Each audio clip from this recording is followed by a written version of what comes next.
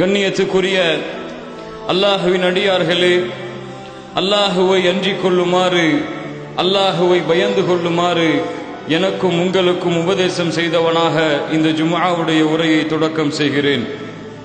கண்ணியத்துக்குரியவர்களே, இன்றைய முஸ்லிம்கள் சோதிக்கப்படுவதை பார்க்கிறோம். உலகளாவிலே வாழக்கூடிய முஸ்லிம்கள் எல்லோரும் எந்த நாட்டிலே வசித்தாலும் சரி, அந்த முஸ்லிம்கள் அல்லாஹுடைய சோதனையில் உள்ளடக்கி இருப்பதை நம்மால் பார்க்க முடிகிறது. கண்ணியத்துக்குரியவர்களே, ஒன்றை புரிந்து கொள்ள வேண்டும், ஒரு அடிப்படையை நாம் விளங்கிக் கொள்ள வேண்டும். இந்த பூமியிலே என்ன நடந்தாலும் சரி, இந்த வானத்தில், இந்த பூமியில், இந்த கடலில் எந்த மாற்றம் ஏற்பட்டாலும் சரி, முஸ்லிம்களுக்கோ அல்லது காபிர்களுக்கோ எந்த ஒரு நஷ்டமோ இன்பமோ துன்பமோ எதுவும் ஏற்பட்டாலும் சரி, இவை அனைத்தும் அல்லாஹுடைய நாட்டப்படிதான் நடக்கிறது, அல்லாஹுடைய விதியின்படிதான் நடக்கிறது. அல்லாஹ் சுப்ஹானஹு வ தஆலா அவனது புத்தகம் அல் குர்ஆனிலே சொல்லுகிறான், அல்லாஹ் சொல்லுகிறான், இந்த பூமியிலே அல்லாஹ் படைத்த எல்லா படைப்புகளும் ஒரு திட்டத்தோடு தான், அல்லாஹ்வின் நாட்டத்தோடு தான், அல்லாஹ்வின் விதியின் அடிப்படையில் தான் நடக்கிறது. இதை உலகத்திலே பிறந்த அல்லாஹ்வின் மார்க்கத்தை ஏற்றுக்கொண்டிருக்கக்கூடிய, அல்லாஹ்வின் தௌஹீதை ஏற்றுக்கொண்டிருக்கக்கூடிய எல்லா முஸ்லிம்களும் நம்பிக்கை கொண்டே ஆக வேண்டும். மறைவானவற்றின் ஞானங்களை அவன் வைத்திருக்கிறான், வெளிப்படையானவை மறைவானவை என எல்லா அறிவையும் அல்லாஹ் வைத்திருக்கிறான். கடலிலே நிலத்திலே என்ன நடக்கப் போகிறது என்ற அறிவை அல்லாஹ் வைத்திருக்கிறான். ஒமா தஸ்குது மின் வரகத்தின், ஒரு இலை அந்த இலை மரத்திலிருந்து கீழே விழ முடியாது அல்லாஹ்வின் நாட்டம் இல்லாமல், அல்லாஹ்வின் அறிவில்லாமல், அல்லாஹ்வின் ஞானம் இல்லாமல். இதை ஒரு முஸ்லிம் நம்பிக்கை கொண்டிருக்க வேண்டும், இதை ஒரு முஸ்லிம் உள்ளத்திலே சுமந்து கொண்டிருக்க வேண்டும்.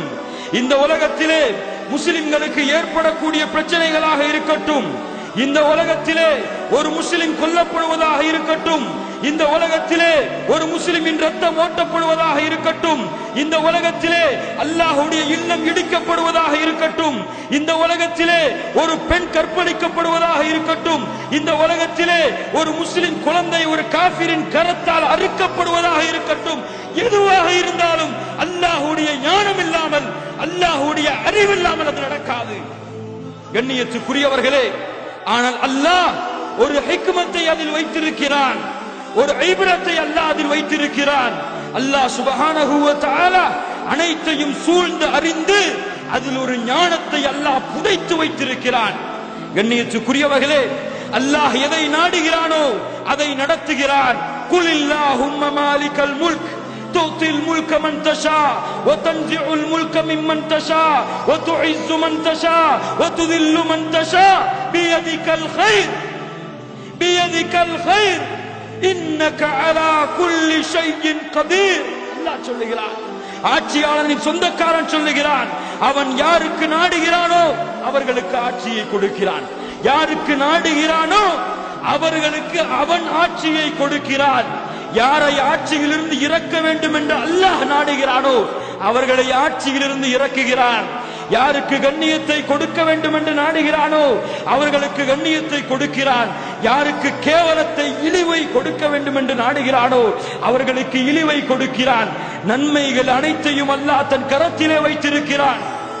உலகத்திலே நடக்கக்கூடிய எல்லாவற்றையும் அறிந்தவனாக, அதில் ஆற்றல் உள்ளவனாக அல்லாஹ் இருக்கிறான். லா இலாஹ இல்லல்லாஹ், அல்லாஹ்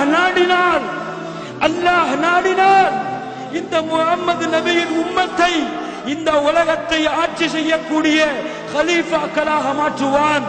யா அல்லாஹ், அந்த நாளை எதிர்நோக்கி இருக்கிறோம், இந்த உம்மத்திற்கு கிலாஃபத்தை கொடு. அதே நேரத்தில் அல்லாஹ் நாடினார், அல்லாஹ் இந்த சமுதாயத்தை கேவலப்படுத்த செய்வார்.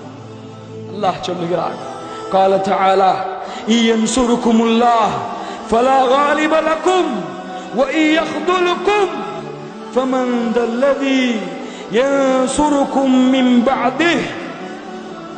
அல்லாஹ் உங்களுக்கு வெற்றியை அளித்தால், அல்லாஹ் உங்களை வெற்றியை அளித்தால், அல்லாஹ்வின் நாட்டம் இல்லாமல் உங்களால் யார் அதை மிகைக்க முடியும்? மிகைப்பவர்கள் யாரும் இல்லை. அல்லாஹ் நாடினால் போதும், அல்லாஹ்வின் நாட்டம் இருந்தால் போதும். அல்லாஹ் நாடினால் போதும். மனிதர்கள் நாடினால் நடக்காது, முஸ்லிம்கள் நாடினால் நடக்காது, உலகத்திலே உள்ள ஆட்சியாளர்கள் நாடினால் நடக்காது. பலஸ்தீனை கைப்பற்ற வேண்டும் என்று முஸ்லிம்கள் நாடினால் நடக்காது. பாபர் மஸ்ஜிதை கைப்பற்ற வேண்டும் என்று முஸ்லிம்கள் நாடினால் நடக்காது. ஏன்? காஃபிர்களை நாடி பைத்துல் முகத்தஸை முஸ்லிம்கள் கையிலே ஒப்படைத்து விடுவோம் என்று நினைத்தாலும் நடக்காது. அல்லாஹ் நாடாமல், அல்லாஹ் நாடாமல், அல்லாஹ் உங்களுக்கு வெற்றியை அளிக்க நாடினால், அல்லாஹ்வுடைய நாட்டத்தை யாராலும் மிகைக்க முடியாது. அல்லாஹ் உங்களை கேவலப்படுத்த நாடினால், யா அல்லாஹ் பாதுகாப்பு கேட்கிறோம். அல்லாஹ் உங்களை கேவலப்படுத்த நாடினால் அல்லாஹுவை தவிர உங்களை யாரால் வெற்றியடைய செய்ய முடியும்? சுப்ஹானல்லாஹி ரப்பில் ஆலமீன். கண்ணியத்துக்குரியவர்களே, கண்ணியத்துக்குரியவர்களே, உலக நாடுகளிலே முஸ்லிம்கள் போராடுகிறார்கள், முஸ்லிம்கள் போராடுகிறார்கள்.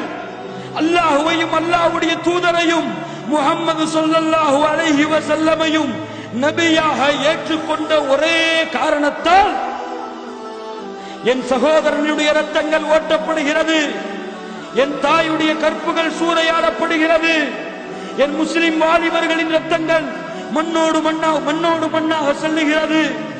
உலகத்திலே இருக்கக்கூடிய முஸ்லிம் நாடுகள் Syria, Sham, Palestine, Assam, Burma, Myanmar, இப்படியே கணக்குகளை அடுக்கிக் கொண்டே போகுங்கள்.